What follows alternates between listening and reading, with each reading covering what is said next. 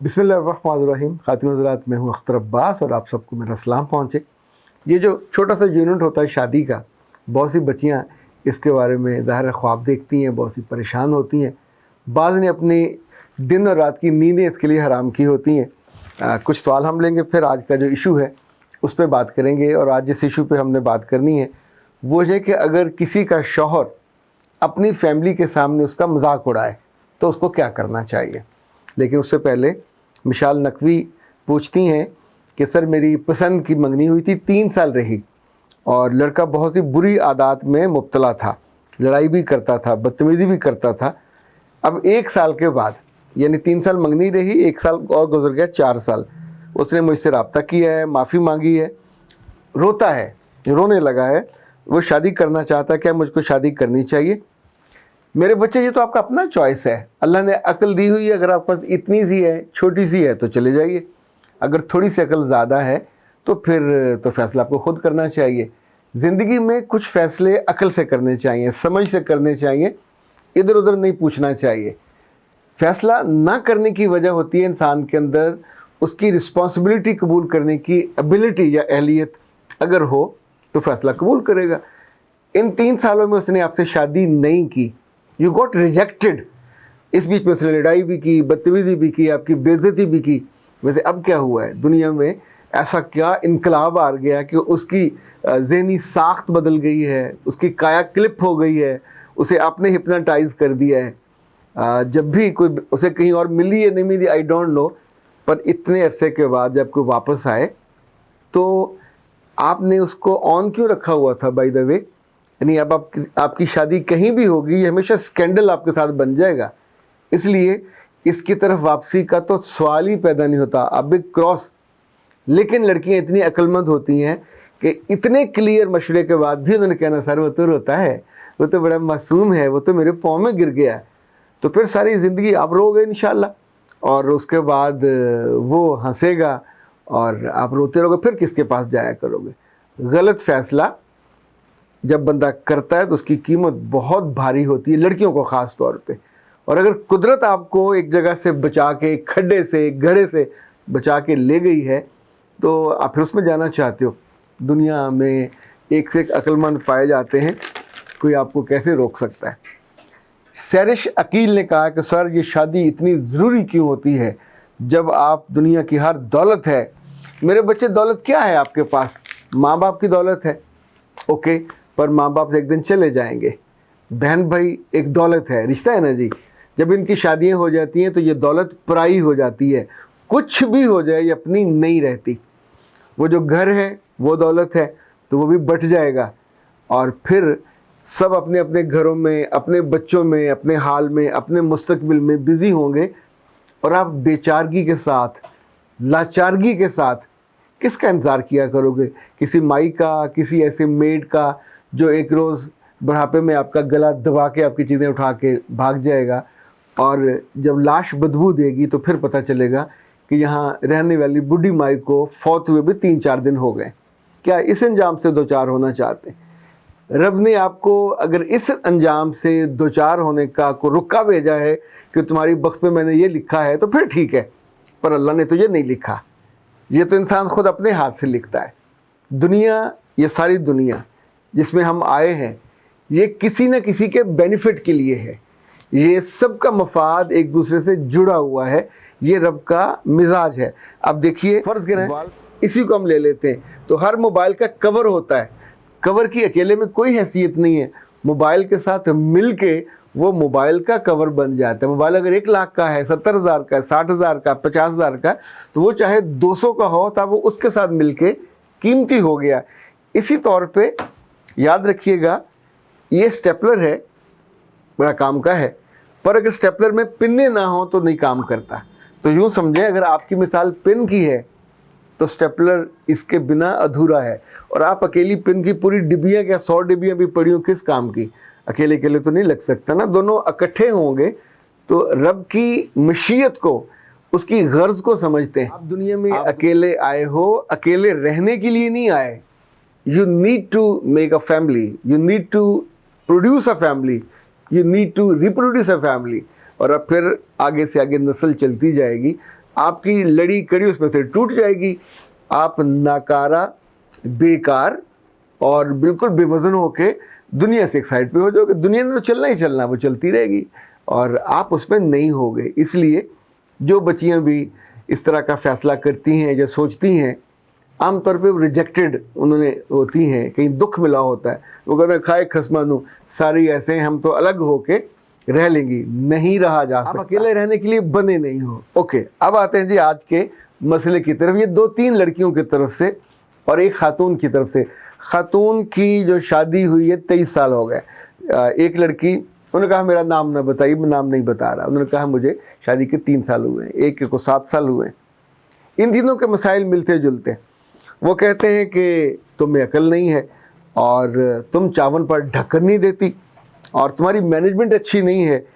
ایک سے میاں کو شکوہ ہے کہ جب تم چائے سرو کرتی ہو تو ٹرے میں چائے گری ہوئی ہوتی ہے، جسے کہتے ہیں ڈلی ہوئی ہوتی ہے. اب ظاہر ہے اتنا بڑا حادثہ ہے اور اتنی بڑی پریشانی ہے، تو اب آپ میاں کو پکڑ کے کان پکڑا دیں کہ تم اس پہ اعتراض کیوں کرتے ہو. اللہ کی بندی ہو، جن کی شادی ہوئی ہے یا جن کی شادی نہیں ہوئی، جب بھی آپ پہ اعتراض ہو، جب بھی آپ کا میاں خاندان کے سامنے آپ کی بے عزتی کرے، کس بات پہ کرے گا؟ کہ آپ کی ناک لمبی یا کان چھوٹے ہیں، بال، اس پہ تو نہیں ہوگا. جب بھی ہوگا آپ کی چیزوں کو مینج نہ کرنے کے بارے میں ہوگا، آپ کی کسی خامی، غلطی، کوتاہی کے بارے میں ہوگا. تو خوبصورتی جو ہے انسانوں کی، جو مجھے سمجھ آتی ہے، وہ ان کی لرننگ ہے. جب آپ سیکھ لیتے ہیں تو ہم پہلے سے بہت بہتر ہو جاتے ہیں. جس لڑکی کے ہاتھ سے چائے کا کپ ہلتا ہو، ہاتھ کانپتا ہو، ٹرے کانپتی ہو، تو عقل یہ کہتی ہے کہ آپ اس کو لبالب بھر کے نہ لے کے جاؤ. آپ اس کو ہاف سے تھوڑا سا اوپر رکھو اور جا کے کپ سرو کرو. ٹرے میں یا پرچ میں چائے کا گرنا یہ بد سلیقہ ہونے کی شاندار علامت ہے. ہوٹل میں اگر ویٹر سے جو ہو جائے تو لوگ چائے واپس کر دیتے، یا کبھی کبھی مینیجر کو بلا کہتے ہیں کس گدھے کو، کس احمق کو رکھا ہوا ہے. بیکاز جو نیٹنس ہے وہ کھانے کے ساتھ اتنی ہی لازم ہے. ہوٹلز میں کپ کے نیچے انہوں نے ٹیشو پیپر رکھا ہوا ہوتا ہے، 2-3 بار دفعہ رکھ دیتے ہیں کہ اگر خدا نہ خواستہ کوئی قطرہ گر جائے. آپ نے کبھی نوٹس کیا ہوٹل میں جب آپ کو گلاس دیتے ہیں تو اس کے گرد بھی ایک ٹیشو لپیٹا ہوا، ریپ کیا ہوا ہوتا ہے؟ کیوں کیا ہوا ہوتا ہے؟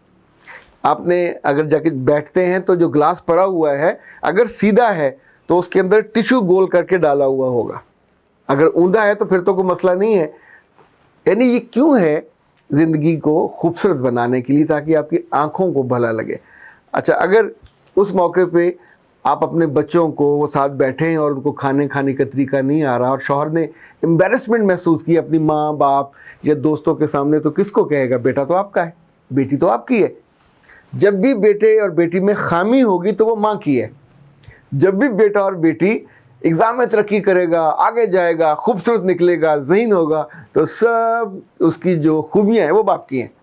یہ دنیا کا چلن ہے، اس کو مان لیتے.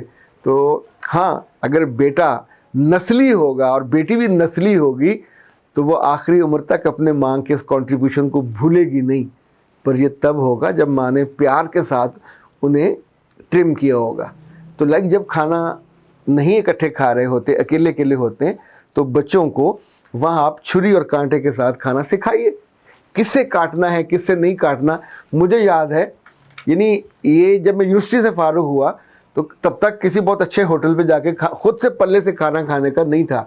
تو پھر میں نے باقاعدہ واچ کیا، سیکھا کہ کس طریقے سے اس بریڈ کو کاٹنا ہے. یعنی کسی کے سامنے آپ کاٹیں گے تو آپ سے کٹتا نہیں ہے، پھر آپ کانٹے میں اس کو منہ میں رکھنا چاہو گے تو رکھا نہیں جاتا. پھر آپ اس کے چھوٹے حصے کرتے ہیں، انڈا اس کے اوپر ساتھ کانٹے کے ساتھ کرتے ہیں، تو آرام سے لقمہ آپ کھاتے جاتے ہیں. لوگ پھر ایسے حیرت سے آنکھیں کھول کے دیکھتے ہیں. اب مجھے یاد ہے، میں ہنی مون کے دوران میں اور میری اہلیہ ایک ہوٹل پہ گئے، بڑا عمدہ ہوٹل تھا.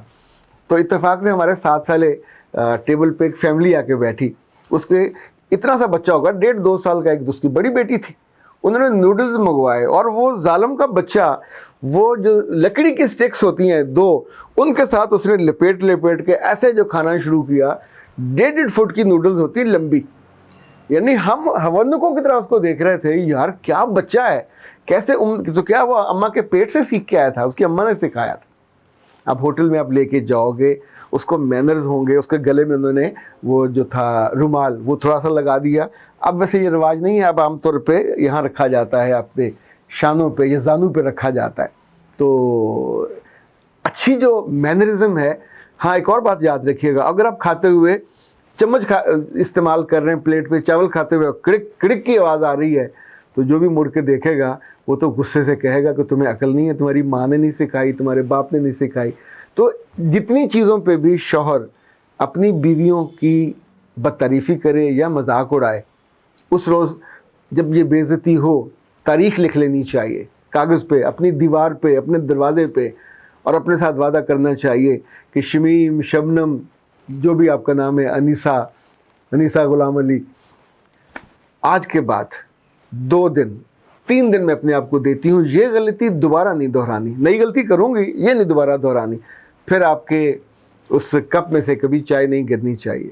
پھر آپ کو کپ وہ پلیٹیں رکھتے ہوئے کبھی آواز نہیں آنی چاہیے.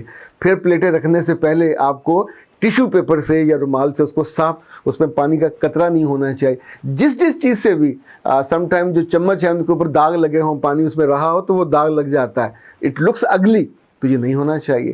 اسی طور پہ مہمانوں کے آنے پہ ٹیبل بالکل نیٹ اینڈ, بہت سے لوگ اس بات پہ چڑھتے ہیں کہ ٹیبلوں پہ ڈسٹ ہوتی ہے, اور بیوی نے کہا میں تو کھانا پکا رہی تھی, میں کیا کرتی. میاں کو دیکھنا چاہیے, پر اس نے نہیں دیکھا تو بابا بے عزتی تو نہیں نا کروانی. یعنی اس کے ذمہ لگانے کی بجائے بچے کے ذمہ. اوور آل آپ کو جاتے جاتے جب ہم آفسز میں باس ہوتے ہیں تو لوگوں کے ذمہ لگایا ہوا ہوتا کام پر, پھر بھی آپ کی آخری نظر آپ ہی کو دیکھنی چاہیے. End of the day you are responsible. تو جس بات میں رسپانسبلٹی آئے گی وہاں پھر خاندانی محفلوں میں مذاق ہو یا دوستوں کی محفل میں مذاق ہو یا فیملیز میں مذاق ہو تو یہ برا ہے. میاں برا نہیں ہے, مذاق برا ہے, اور اس مذاق سے بچنے کے لیے آپ کو اپائے کرنا چاہیے, طریقہ آپ کو ڈھونڈنا چاہیے. اختر عباس کو دیجیے اجازت. السلام.